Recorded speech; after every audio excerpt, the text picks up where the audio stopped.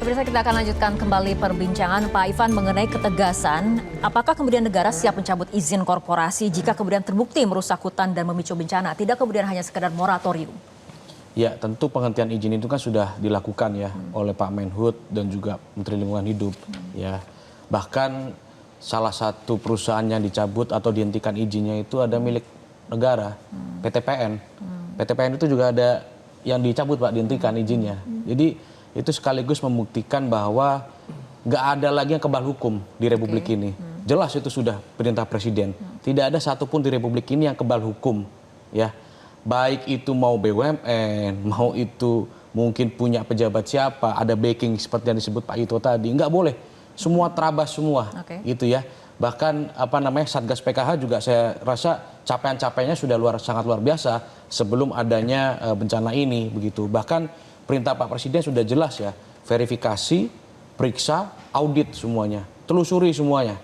Bahkan korporasi-korporasi ini juga nanti akan dikenakan sanksi pidana gitu. Yang selama ini mungkin belum familiar diterapkan gitu. Jadi ini merupakan sebuah terobosan dan saya rasa aparat penegak hukum terutama Satgas PKH akan terus menelusuri sampai yang tadi disebut beliau ini cukong-cukong atau pendana-pendana inilah yang harus ditindak begitu. Oke. Nah, ini untuk memastikan bahwa penegakan hukum tidak berhenti karena tarik-menarik kepentingan ekonomi dan politik di daerah ini seperti apa? Ya, pertama begini, saya sih mendapat informasi bahwa Pak Presiden itu selalu memonitor dashboard ya.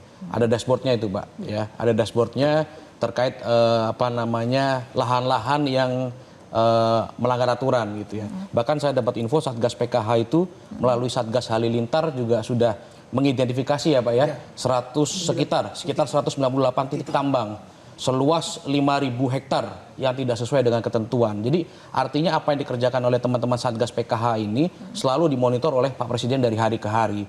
Dan itu menjadi langkah konkret bahwa apapun yang melanggar hukum, apapun yang tidak sesuai dengan ketentuan itu pasti ditindak oleh Pak Presiden. Dan ini jaminannya konkret ya. Arahan Pak Presiden itu nyata, selalu disampaikan dalam berbagai kesempatan. Bahkan tadi di sidang kabinet paripurna sudah sangat tegas Presiden katakan begitu. Jadi political will-nya itu sudah ada, arahannya langsung sudah ada, tinggal bagaimana Satgas PKH itu menelusuri begitu. Dan saya rasa begini, proses penegakan hukum ini kan bisa sama-sama kita pantau ya.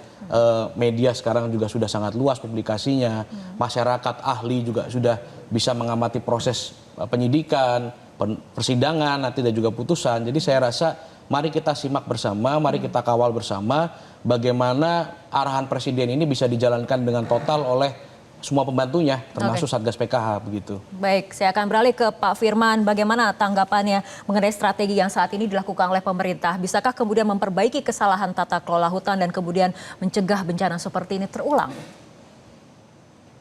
Ya, kami setuju dengan apa yang disampaikan Pak Ivan tadi, karena sesungguhnya di dalam undang-undang baik itu 41 maupun undang-undang 18 itu sudah memberikan mandatori kepada pemerintah untuk senantiasa melakukan evaluasi dan pengawasan.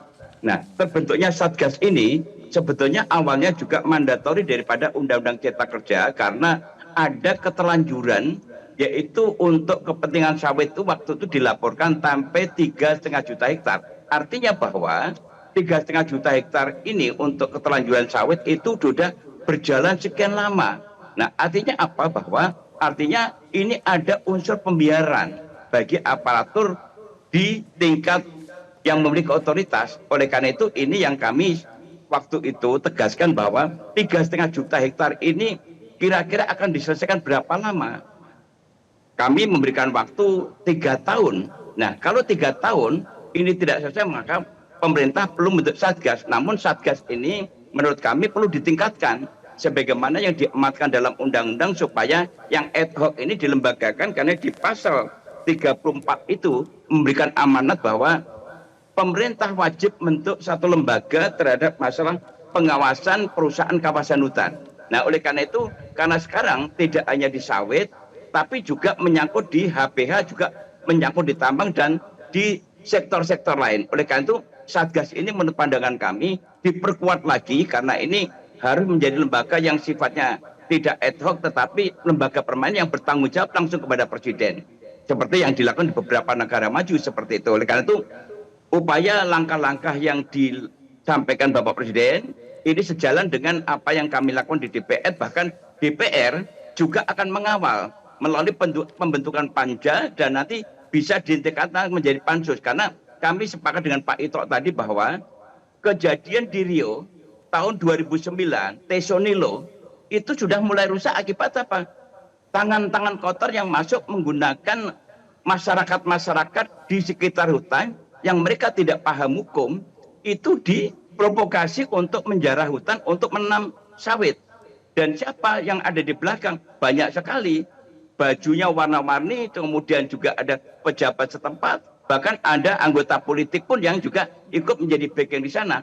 Nah, posisi ini ketika itu kami sampaikan, ini tidak mungkin kalau kehutanan sendiri, Polhut, itu untuk melawan mafia-mafia ini. Oleh karena Satgas ini sudah tepat untuk dilakukan atau diteruskan, ditingkatkan menjadi lembaga, karena hutan kita sudah sangat luar biasa kerusakannya. Bahkan di Pulau Jawa, sekarang posisi saya ada di Blora, sambil jalan tadi saya melihat kanan kiri sudah banyak sekali yang namanya tambang-tambang liar, itu sudah luar biasa.